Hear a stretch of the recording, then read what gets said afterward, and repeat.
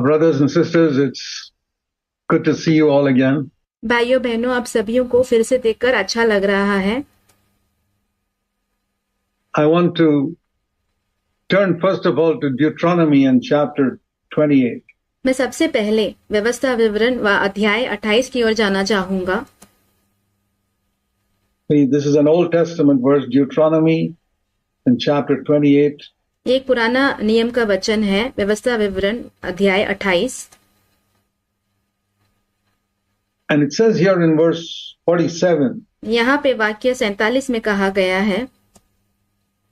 This is what the Lord was speaking to Israel. यहाँ पे परमेश्वर इज़राइल से बात कर रहे थे इस वचनों के द्वारा। Because you did not serve the Lord your God with joy and a glad heart for the abundance of all things, therefore you shall serve your enemies, whom the Lord will send against you, in hunger, in thirst, in nakedness, in the lack of all things, and he will put an iron yoke on your neck until he has destroyed you. तू जो सब पदार्थ की बहुतायत होने पर भी आनंद और प्रसन्नता के साथ अपने परमेश्वर यहोवा की सेवा नहीं करेगा, इस कारण तुझको भूखा, प्यासा, नंगा और सब पदार्थों से रहित होकर अपने उन शत्रुओं की सेवा करनी पड़ेगी जिन्हें यहोवा तेरे विरुद्ध भेजेगा, और जब तक तू नष्ट न हो जाए तब तक वह तेरी गर्दन पर लोहे का जुआ डाल रखेगा। It's not a threat. ये एक धमकी नहीं है। The Lord was telling the Israelites the importance of being thankful for the little things God has done for them. यहाँ पे परमेश्वर इज़राइल जन से कह रहे थे कि जो छोटी सी छोटी चीजें परमेश्वर ने उनके लिए करके दिए हैं, उन चीजों के लिए धन्यवादी रहना कितना महत्वपूर्ण है। And to serve the Lord with joy. और परमेश्वर की सेवा आनंद के साथ करना। One of the biggest habits, worst habits of all human beings is to complain. एक सबसे बड़ी बुरी आदत जो कि सारे मनुष्यों की है, वो है शिकायत करना। Complain about this or complain about that. इस चीज के बारे में, उस चीज के बारे में शिकायत करना। Something or the other is wrong. कुछ ना कुछ गलत होता है। And there is no end to it. और उसका कोई अंत नहीं होता। Everywhere you go, in the office and when you travel or anywhere, people are complaining. जहाँ कहीं भी आप जाओ, दफ्तर में या तो फिर आप सफर कर रहे हो, हर जगह लोग जो है शिकायतें करते रहते हैं। And God's people must be different. Our homes must be different. पर परमेश्वर के जन को इनसे विभिन्न होना है, हमारे घरों को विभिन्न होना है। As we begin another year as a church, एक कलीसिया के रूप में जब हम एक नए साल की शुरुआत कर रहे हैं, let's make sure that we eliminate one sin from our life. हम इस बात को निश्चित करें कि हम अपने जीवन से एक पाप को निकाल रहे हैं। Concentrate on it. इस बात पर ज्यादा ध्यान दीजिए। Lord, please help me to eliminate complaining from my life. प्रभु मेरी सहायता कीजिए कि मैं अपने जीवन से शिकायत को निकाल दूं। God has done so much for us. परमेश्वर ने हमारे लिए बहुत कुछ किया है। Look what he says. Let me read it again. यहाँ पे देखिए वो क्या कहते हैं, मैं आपके लिए फिर से पढ़ता हूँ। Because you did not serve the Lord with joy. क्योंकि तुमने अपने परमेश्वर यहोवा की सेवा आनंद के साथ नहीं किया। And glad heart for so many things God has given you. और एक प्रसन्नता के हृदय के साथ उन सारी चीजों के लिए जो परमेश्वर ने तुम्हें करके दिए हैं। You complain that you have so little. क्या आप ये शिकायत करते हैं कि आपके पास बहुत कम है? Take a walk in the slums of Bangalore. आप बैंगलोर की जो झोपड़े हैं वहां पर जाकर देखिए चल के।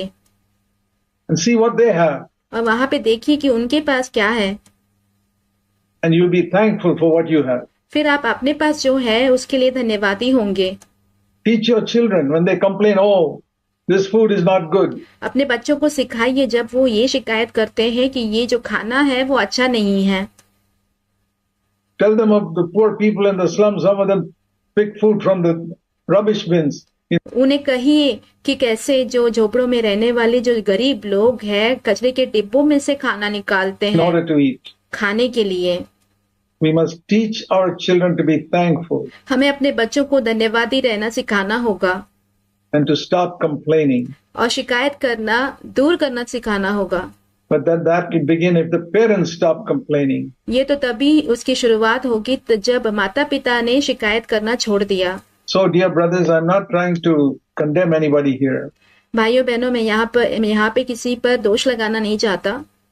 But here is a habit. It will change your life if you give it up.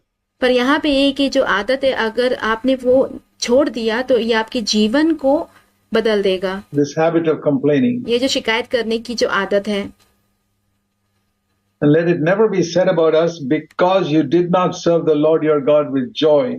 ये जो बात है वो हमारे बारे में कभी भी ना कहा जाए क्योंकि तुमने अपने परमेश्वर यहोवा की सेवा आनंद के साथ नहीं किया। Then you serve your enemies. इस कारण तुम अपनी शत्रुओं की सेवा करोगे।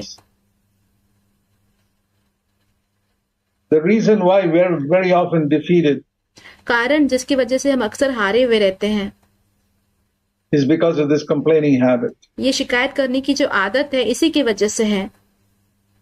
Let me show you another example from the Old Testament. मैं पुराने नियम से एक और उदाहरण आपको दिखाता हूँ। In 2 Chronicles, दूसरा इतिहास।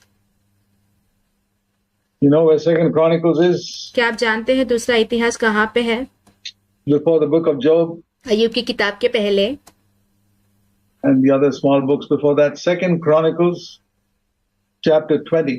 और दूसरे छोटे किताबों से पहले दूसरा इतिहास अध्याय 20। In 2 Chronicles 20, we read that a great multitude, verse 2, was coming to fight with King Jehoshaphat, who was a good king. यहाँ पे दूसरा इतिहास 20वें अध्याय के दूसरे वचन में हम पढ़ते हैं कि एक बड़ी भीड़ जो है यहोशापात नामक राजा के खिलाफ युद्ध लड़ने आती है। यहोशापात एक अच्छा राजा है in Judah. यहूदा का। And he was so scared. So many people, about 1 million people coming to fight with him. और वो बहुत ही भयभीत हो गया था कि बहुत बड़ी भीड़, लाखों जन उसके खिलाफ लड़ने आ रहे हैं। And Jehoshaphat began to pray, verse 3, and to seek the Lord. यहाँ पे वाक्य 3 में यहोशापात जो है प्रार्थना करने लगा, परमेश्वर की खोज करने लगा। That's what we need to do.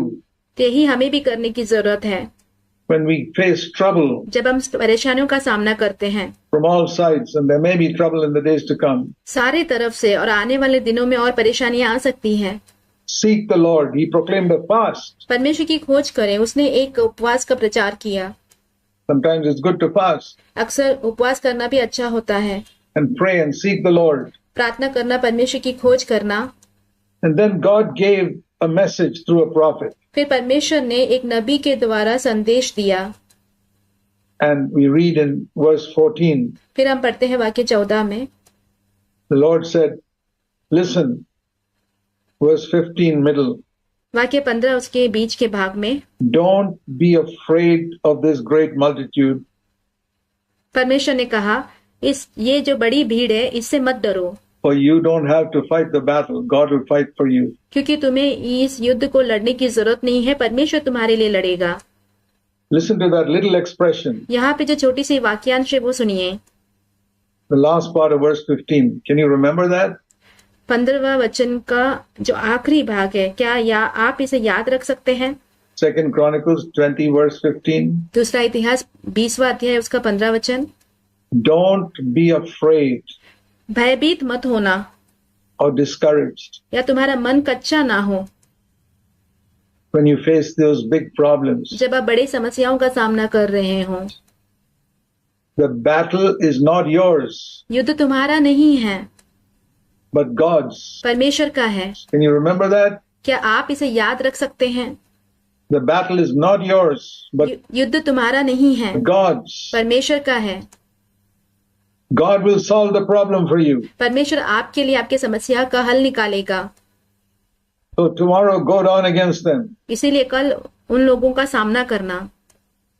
And so you know what the king did? He said, तो आप जानते हैं यहाँ पे राजा ने क्या किया? you won't need to fight in this battle, verse 17. उसे पता था, वाक्य 17 में हम देखते हैं कि उसे इस लड़ाई को लड़ने की कोई जरूरत नहीं होगा। The Lord will fight for you. परमेश्वर तुम्हारे लिए लड़ेगा। I've experienced many times in my life. मैंने अपने जीवन में बहुत बार ये अनुभव किया है। I've been a Christian 64 years, and in many times in my life, I found the Lord has fought my battles for me. मैं 64 वर्षों से एक मसीही रहा हूँ और मैंने अपने जीवन में बहुत बार देखा है कि परमेश्वर ने मेरे लिए लड़ाइयाँ लड़ी है। I did not have to fight. मुझे लड़ने की जरूरत नहीं पड़ी।